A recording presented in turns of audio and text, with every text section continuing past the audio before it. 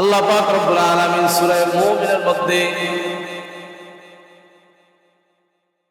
সমস্ত আম্বিয়া কেরাম রাসূলদেরকে সম্বোধন করে বলতেছেন, ইয়া আইয়ুহার রাসূল কুলু মিনাত তাইয়্যিবাতি ওয়া'মালু সালিহান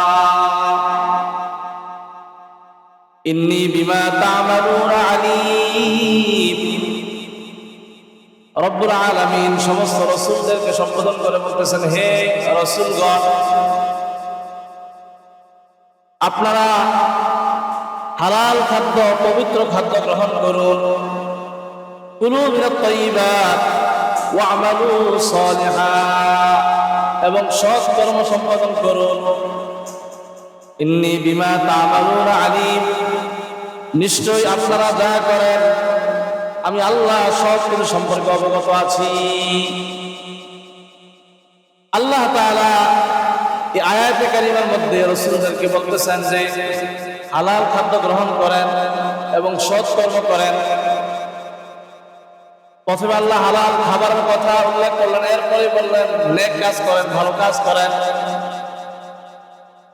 মুফাসসিরিন কেরাম এই আয়াতের ব্যাখ্যায় বলেন যে হালাল খাদ্যের সাথে নেক আমলের গভীর সম্পর্ক। যখন আল্লাহর কোন বান্দা হালাল খাবার গ্রহণ করবে, হালাল খাবে, হালাল উপায়ে সে রুজি রোজগার করবে, উপার্জন করবে, আল্লাহ পাক রব্বুল আলামিন তাকে নেক আমলের উপর থাকা, নেক আমলের উপর চলা সহজ করে দিবেন। সুবহানাল্লাহ। আমি যখন হালাল খাদ্য গ্রহণ করব, পবিত্র খাবার খাবো, হারাম থেকে দূরে থাকবো, তখন নেক আমল করা আমার জন্য সহজ হবে। আল্লাহ তাআলা ভালো কাজগুলো করা, নেক আমল করা আমার জন্য সহজ করে দিবেন, আসান করে দিবেন। নামাজ পড়া আমার জন্য সহজ হয়ে যাবে, রোজা রাখা আমার জন্য সহজ হবে, হজ করা আমার জন্য সহজ হবে, যাকাত দেওয়া সহজ হবে, দিনের পথে চলাটা আমার জন্য একেবারে সহজ হয়ে যাবে। আর যদি আমি হারাম পথে চলে যাই, হারাম পন্থায় উপার্জন করি, হারাম খাবার নিজেও খাই, আমার পরিবার পরিজনকে খাওয়াই, তাহলে দিনের পথে চলা, নেক আমলের উপর চলা আমার জন্য অনেক কঠিন হয়ে যাবে। জন্য দেখেন না, আজকে ভালো কাজ করতে আমাদের ভালো লাগে না, মন চায় না, নামাজ পড়তে মন চায় না, অনেক কষ্টে মনের সাথে অনেক যুদ্ধ করে এরপরে মসজিদে আসতে হয়, নামাজ পড়তে হয়, ভালো কাজগুলো করতে মন চায় না। এর বড় একটা কারণ যে আমাদের রিজিকের মধ্যে ভেজাল। যদি হালাল খাদ্য গ্রহণ করি, আল্লাহ পাক রব্বুল আলামিন যে ইবাদতের যে স্বাদ মজা আমার অন্তর দিয়ে দিবেন।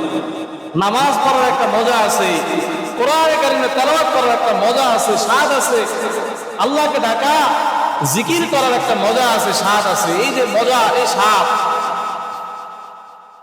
দুনিয়ার কোথাও এই স্বাদটা পাওয়া যায় না। ইবাদত বন্দেগীর মধ্যে যে স্বাদ, যে মজা, পৃথিবীর অন্য কোথাও বাদশাহীর মধ্যে, নেতা হওয়ার মধ্যে, রাজা হওয়ার মধ্যে, বাদশাহ হওয়ার মধ্যে এত শান্তি নাই, এত মজা নাই। নামাজের মধ্যে যে কি শান্তি, জিকিরের মধ্যে যে কি শান্তি, তেলাওয়াতের মধ্যে যে কি শান্তি, আমরা যে শান্তি পাই না, এই জন্য আমরা এটা বুঝি না।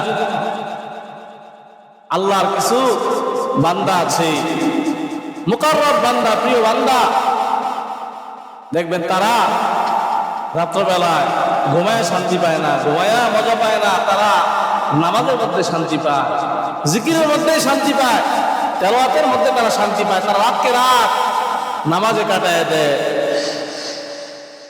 তেলাওয়াতে কাটায় দেয়, জিকিরে কাটিয়ে দেয়। আমাদের প্রিয় নবী সাল্লাল্লাহু আলাইহি সাল্লাম নামাজের মধ্যে কেমন মজা পেয়েছেন। নবীজির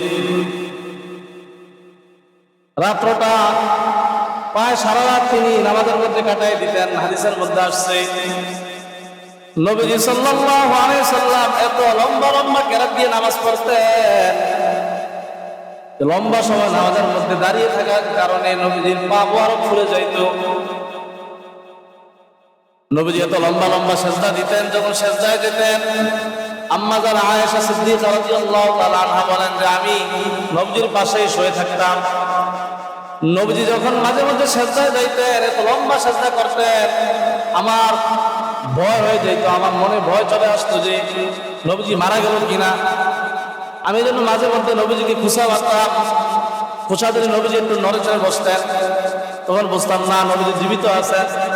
আমার মাঝে মাঝে মনে হয় নবীজি সাল্লাল্লাহু আলাইহি ওয়াসাল্লাম দুনিয়া থেকে বিদায় নিয়ে গেছেন। এত লম্বা সেজদা নবীজি দিতেন। কারণ কি? ওই যে নামাজের মধ্যে মজা পেয়ে গেছে।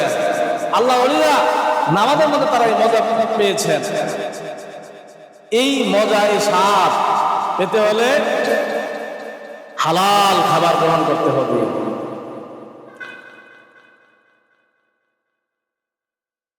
আল্লাহ পাক রব্বুল আলামিন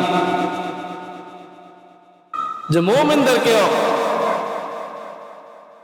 হালাল খাবার গ্রহণ করার নির্দেশ দিয়েছে।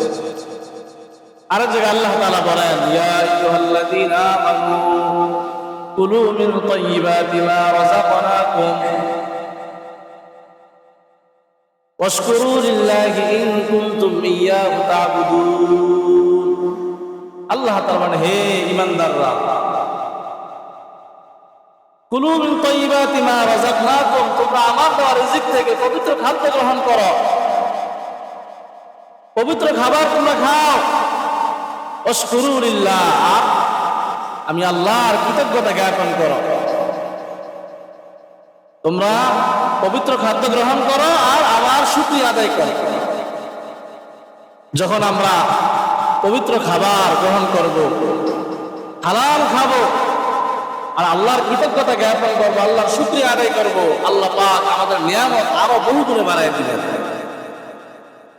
তো আমাদেরকে হালাল খেতে হবে আর বেশি বেশি আল্লাহ তাআলার নিয়ামতের শুকর আদায় করতে হবে, কৃতজ্ঞতা জ্ঞাপন করতে হবে।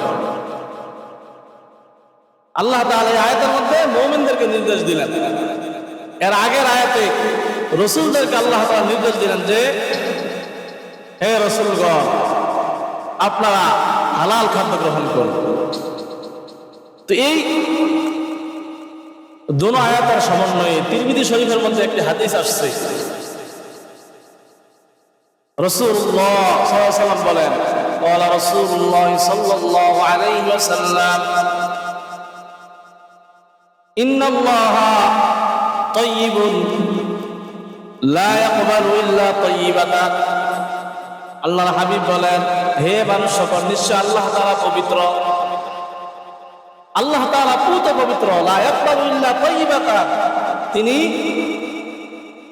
পবিত্র জিনিসকেই তিনি পছন্দ করেন, এটাকে তিনি কবুল করেন। আল্লাহ তাআলা নিজে পবিত্র আর তিনি পবিত্র ছাড়া কোনো জিনিস গ্রহণ করেন না, কবুল করেন না। ওয়া ইন্নাল্লাহা আমারাল মুমিনিনা বিমা আমারা বিহিল মুরসালিন। আল্লাহ পাক রব্বুল আলামিন মুমিনদেরকে এমন একটা বিষয়ের নির্দেশ দিয়েছেন, যে বিষয়ের নির্দেশ আল্লাহ তাআলা সমস্ত রাসূলদেরকে দিয়েছেন। আল্লাহ তাআলা মুমিনদেরকে এমন একটা বিষয়ের আদেশ দিয়েছেন, যে আদেশ আল্লাহ সকল রাসূলকে দিয়েছেন। ওইটা কি? নবীজি বলেন, আল্লাহ তাআলা বলেন, ইয়া আইয়ুহার রাসূল কুলু মিনাত তাইয়্যিবাতি ওয়া আমালু সালিহা। হে রাসূলগণ, আপনারা পবিত্র খাদ্য গ্রহণ করুন। এরপর নবীজি সাল্লাল্লাহু আলাইহি ওয়াসাল্লাম বলেন যে কোন লোক যে সে দীর্ঘ লম্বা সফর করে আসছে, তার চুলগুলো উস্কো খুস্কো হয়ে আছে, এলোমেলো হয়ে আছে, এবং তার শরীরটাও ধুলোমলিন, শরীরের মধ্যে ধুলাবালি লেগে আছে। নবীজি বলেন, ওয়া মাতআমুহু হারামুন ওয়া শারাবুহু হারামুন ওয়া লিবাসুহু হারামুন। অথচ তার খাবারও হারাম, সে যে খাবার গ্রহণ করেছে তার খাদ্য হারাম, তার পানীয় হারাম, তার পোশাক হারাম, ওয়া গুযিয়া বিল হারাম, তার আয় উপার্জন সব কিছু হারাম। আর সে আল্লাহর কাছে দোয়া করতেছে, ইয়া রব্বি ইয়া রব্বি, হে আমার প্রতিপালক, আপনি আমার অমুক দোয়া কবুল করেন, অমুক দোয়া কবুল করেন। আল্লাহর কাছে বিভিন্ন বিষয়ে দোয়া করতেছে, আল্লাহ আপনি আমার অমুক দোয়াটা কবুল করেন, অমুক দোয়াটা কবুল করেন। এমনি তো মুসাফির যে আল্লাহ তাআলা মুসাফিরের দোয়া কবুল করে, হাদিসে আসছে আল্লাহ পাক রব্বুল আলামিন তিন ব্যক্তির দোয়া কখন ফিরিয়ে দেন না। তিন ব্যক্তির দোয়া আল্লাহর কাছে কবুল হয়ে যায়। একটা হলো মা বাবার দোয়া। মা বাবা যখন দোয়া করে আল্লাহ তাআলা মা বাবার দোয়া কখন ফিরিয়ে দেন না, মা বাবার দোয়া কবুল হয়ে যায়। মা বাবার দোয়ার মাঝে আর আল্লাহর মাঝে কোনো পার্টিশন থাকে না, কোনো পর্দা থাকে না, সরাসরি এটা আল্লাহর কাছে কবুল হয়ে যায়।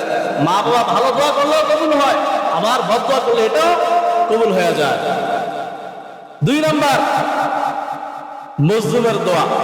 যখন কোনো জালেম কোনো মজলুমের উপর জুলুম করে, এই মজলুম যখন আল্লাহর কাছে দোয়া করে, মজলুমের আহ শব্দটা আল্লাহর কাছে সরাসরি পৌঁছে যায়। আর এই আহ শব্দটা এত ভার, এত ওজন, আল্লাহ তাআলা জালেমের সব কিছু দ্বারা ধ্বংস করে দেন। মজলুমের দোয়া আল্লাহ কবুল করে। আরেকটা হলো মুসাফির। মুসাফিরের দোয়া আল্লাহর কাছে কবুল হয়। তো নবীজি বলেন, এই লোক তো সফর করে আসছে, লম্বা সফর, তার তো দোয়া কবুল হওয়ার কথা, অথচ তার পোশাক হারাম, তার খাদ্য হারাম, তার পানীয় হারাম, তার রুজি রোজগার, আয় উপার্জন সব কিছু হারাম। আর সে আল্লাহর কাছে দোয়া করতেছে, ইয়া রব্বি ইয়া রব্বি, হে আমার রব, আপনি আমার অমুক দোয়াটা কবুল করেন, অমুক দোয়াটা কবুল করেন। নবীজি বলেন, তো কিভাবে তার দোয়া কবুল হবে? তা তো সব হারাম। হারাম খেয়ে যদি কেউ আল্লাহর কাছে দোয়া করে, এই দোয়া আল্লাহর কাছে কখনো কবুল হবে না। নবীজি বলেন, যদি কারো পেটের মধ্যে এক লোকমা হারাম খাদ্য প্রবেশ করে, আল্লাহ পাক রব্বুল আলামিন তার 40 দিনের নামাজ কবুল করবেন না। নাউযুবিল্লাহ, 40 দিনের নামাজ কবুল হবে না।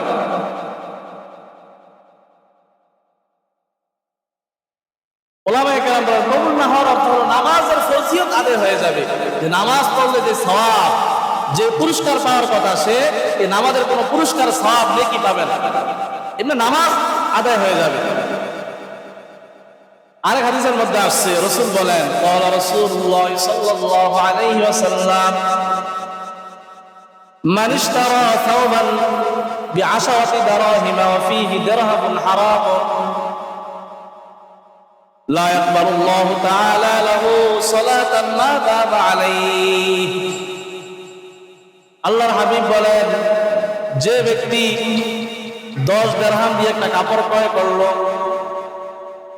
যে ব্যক্তি 10 দিরহাম দিয়ে একটা কাপড় কিনলো, অফিহি দিরহামুন হারামুন, আর ওই 10 দিরহামের মধ্যে যদি একটা দিরহামও হারাম দিরহাম হয়, হারাম টাকা হয়, আল্লাহর হাবিব বলেন, লা ইয়াকবালুল্লাহু তাআলা লাহু সালাতান মা দাবা আলাইহি।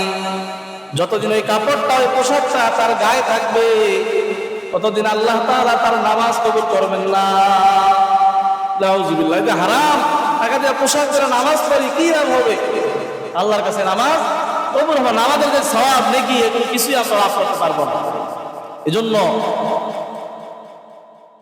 আমার খাবার, আমার পানীয়, আমার পোশাক আশাক, আমার উপার্জন সব কিছু যেন হালাল পন্থায় হয়, নয়তো আমার সব কিছু বরবাদ হয়ে যাবে। এত কষ্টের আমল, এগুলো সব বিফলে যাবে। এত কষ্টের নামাজ, এত কষ্টের নেকি, এগুলো সব বৃথা যাবে। হালাল রুজি রোজগারের এত দাম, হালাল খাবারের এত মূল্য।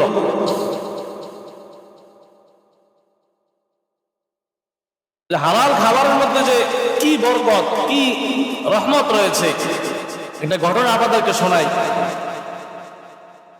যে ভারতের দেওবন্দ এলাকায় একজন দিন মজুর ছিল, তার নাম ছিল শাহজি আব্দুল্লাহ। শাহজি আব্দুল্লাহ একজন দিন মজুর, তিনি ঘাস কেটে নিজের সংসার চালান, ঘাস কেটে এগুলা বিক্রি করে তার সংসার চালান।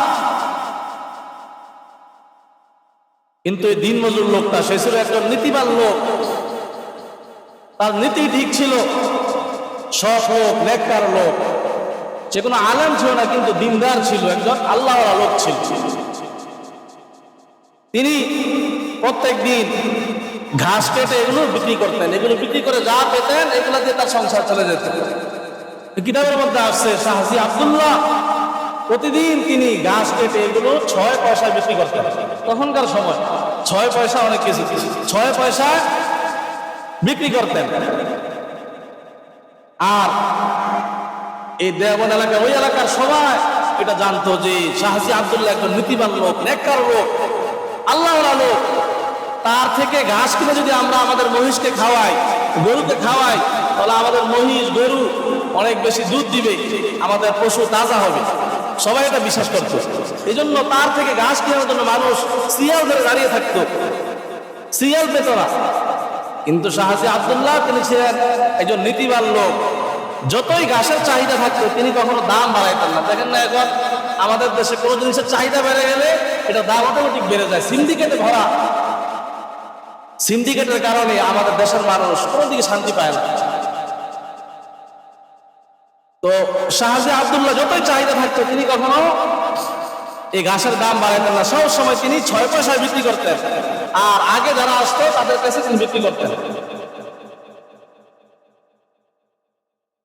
তো উনি এই 6 পয়সা বিক্রি করতে কি করতেন, 2 পয়সা তিনি গরিব, মিসকিন, অসহায়, বিধবা যারা আছে তাদের পিছনে তিনি ব্যয় করতেন।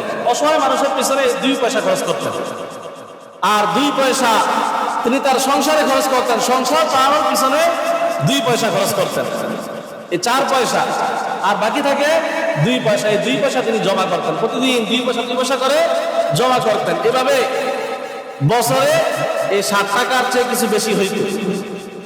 তিনি এই টাকা দিয়ে বছরে একবার দারুল দেওবন্দের যে ওলামায়ে কেরাম আলেমদেরকে দাওয়াত করে তিনি খাওয়াইতেন। এটা ছিল তার নীতি।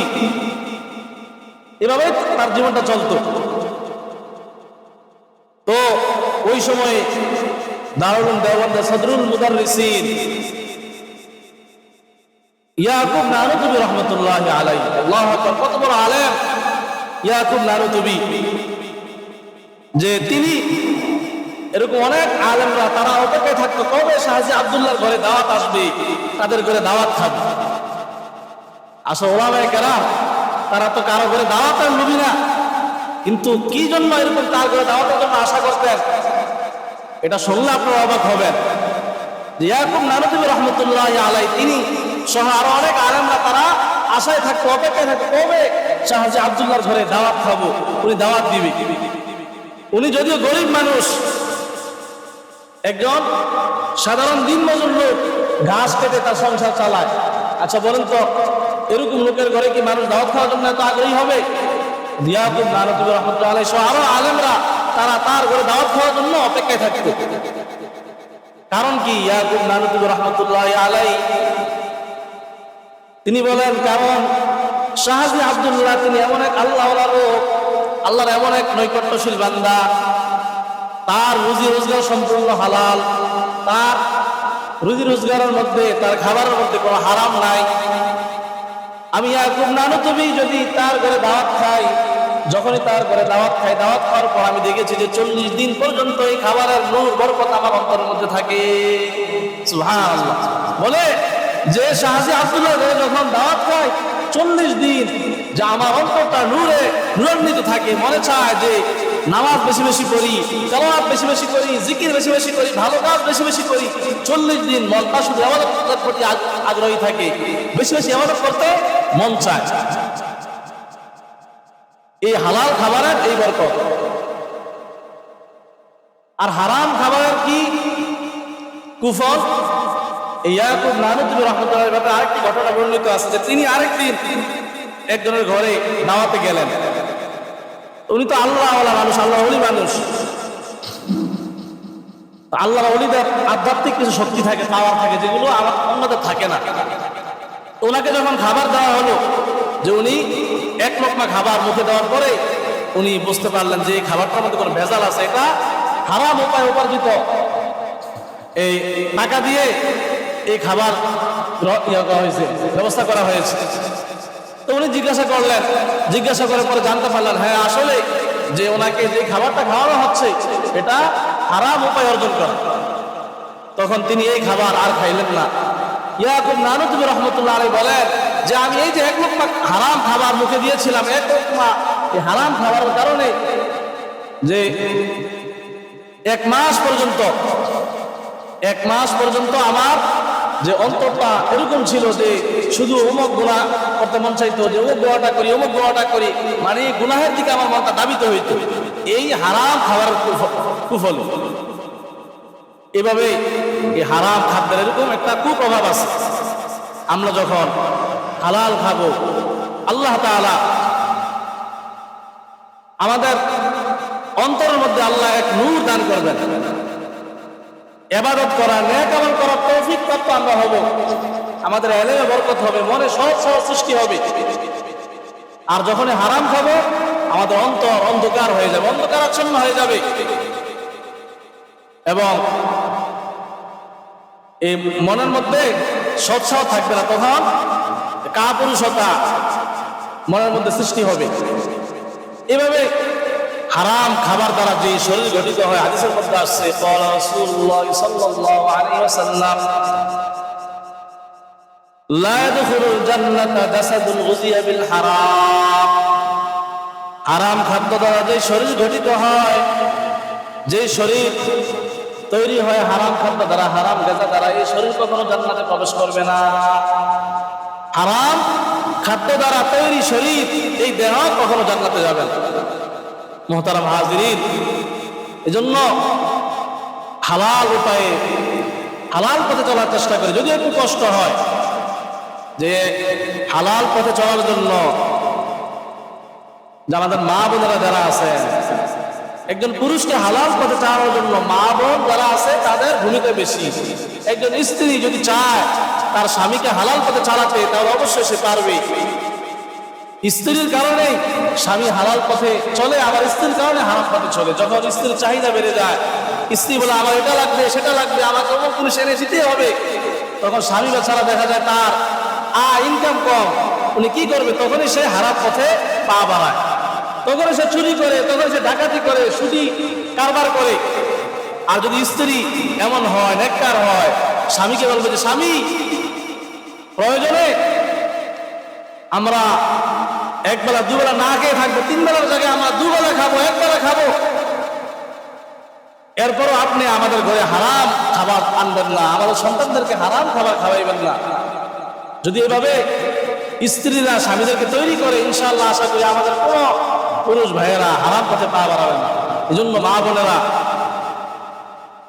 যে স্বামীকে হালাল পথে চালানোর শক্তি আপনাদের মধ্যে আছে, আবার হারাম পথে চালানোর এই যোগ্যতাও আছে, প্রত্যেক স্ত্রী এটা করতে পারে।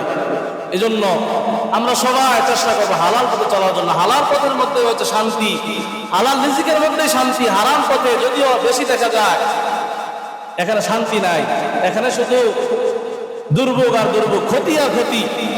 যদিও বাহ্যিকভাবে দেখা যায় অনেক সম্পদ আসতেছে, কিন্তু এটার মধ্যে বরকত নাই, না বরকতহীন। আল্লাহ পাক রব্বুল আলামিন আমাদের সবাইকে হালাল পথে চলার, হালাল উপার্জন করার তৌফিক দান করুন, এবং হালাল খাবার খাওয়ার তৌফিক দান করুন। আমিন। ওয়া আখিরু দাওয়ানা আলহামদুলিল্লাহি রাব্বিল আলামিন।